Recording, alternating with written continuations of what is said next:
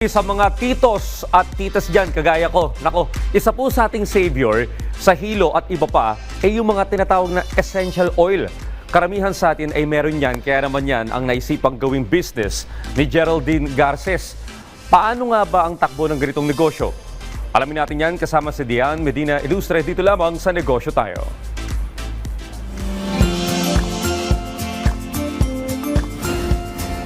Jen, ano tong oil society na tinatawag na bagong business mo? Ito yung essential oil, especially for those who have stress and anxiety po.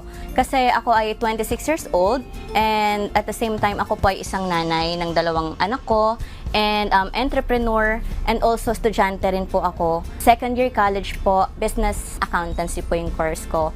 Based on my experiences, nakakaranas talaga ako ng mga stress, anxiety dahil sa sobrang daming mga responsibility.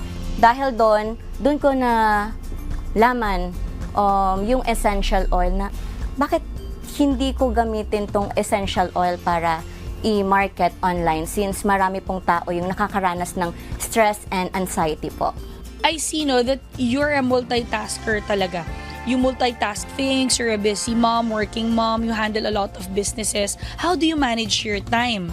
Meron akong calendar talaga na doon ko nilalagay yung mga kailangan may time ako sa mga anak ko, sa asawa ko, and importante talaga sa mga entrepreneur, sa mga may bahay, kailangan sa kalendaryo natin hindi mawawala ang Sunday. Kasi ang Sunday is araw natin yun kay Lord and at the same time, araw yun para sa buong pamilya natin. Ano bang advice mabibigay mo dun sa mga negosyante o madiskarte moms natin?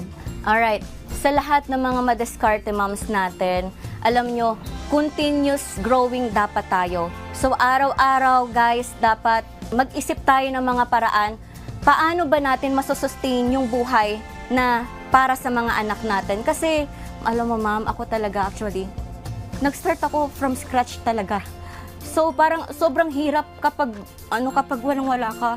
Kaya dumating yung time na dasal talaga ako ng dasal. Sabi ko, Lord, please, bigyan mo lang ako ng big break. Bigyan mo ako ng big break. Pagpuputihin ko talaga. Kaya sabi ko, hindi deserve ng mga anak ko, Lord, lahat ng hirap na naranasan ko. Kasi ang hirap talaga kapag wala kang ganito.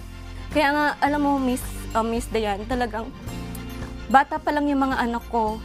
Tinuturuan ko na sila na, okay, kailangan anak, sa lahat ng gagawin mo, lagi ka magpe-pray. Kasi kapag may prayer talaga, talagang lahat ng imposible magiging posible. So I see you're very emotional when it comes to your family and to your kids. At lahat naman ng nanay, pangarap talaga nila na mabigyan ng magandang buhay yung mga anak nila.